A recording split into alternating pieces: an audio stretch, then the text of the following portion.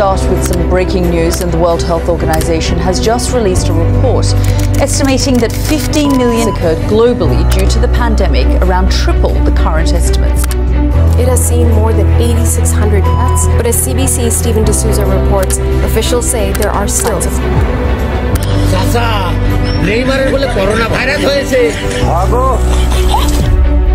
আপনি হয়তো ভেবেছেন করোনা চলে গেছে। Mask, sanitiser, lockdown, oxygen cylinder, অ্যাম্বুলেন্সের সাইরেন, ঘরে বসেই শ্বাসরুদ্ধ জীবনযাপন আর মাথার মধ্যে অজস্র দুশ্চিন্তা, দৌড়াদৌড়ি একবারে শেষ। আবার স্বাভাবিক জীবন।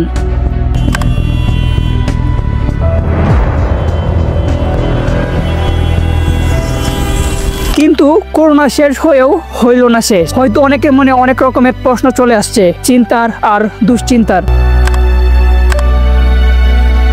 2020 সালে শুরু হয়েছিল এক মহামারীর গল্প।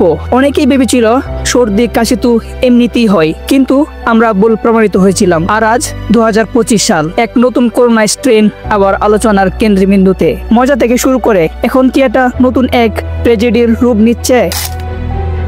এই ভিডিওতে জানবো আমরা কি প্রস্তুত। সম্প্রতি ওয়ার্ল্ড হেলথ অর্গানাইজেশন ঘোষণা করেছে একটি নতুন ট্রেন, যার নাম COVID-25N।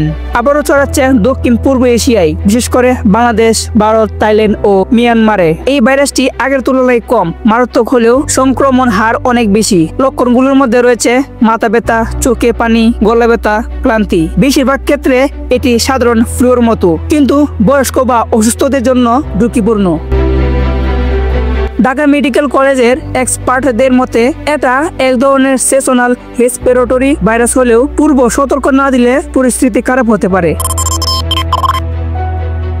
2025 সালে জানুয়ারিতে যখন প্রথম কেস ধরা পড়ে, তখন ফেসবুকে আর টিকটকে শুরু হয় নানা রকম ট্রোল। আবার করোনা, আবারও কি লকডাউন হবে, মাস্ক পরে চেহারা লুকাবো না প্রেম করব। এইসব মজার পিছনে ছিল এক ভয়ঙ্কর বাস্তবতা। একটি বুয়া পোস্টে বলা হয়েছিল যে পেয়ারা খেলে করোনা সারবে, ফলে বাজার পেয়ারা 30 টাকা থেকে 120 টাকায় পৌঁছে যায়। চট্টগ্রামে একটি বৃদ্ধাশ্রমে 8 জন রোগী একসাথে অসুস্থ হয়ে পড়লে স্থানীয় হাসপাতালে জায়গা না থাকায় বড় সংকটে পড়তে হয়। চট্টগ্রামে করোনা আক্রান্তের সংখ্যা বাড়ায় প্রস্তুত হচ্ছে ডেডিকেটেড ওয়ার্ড।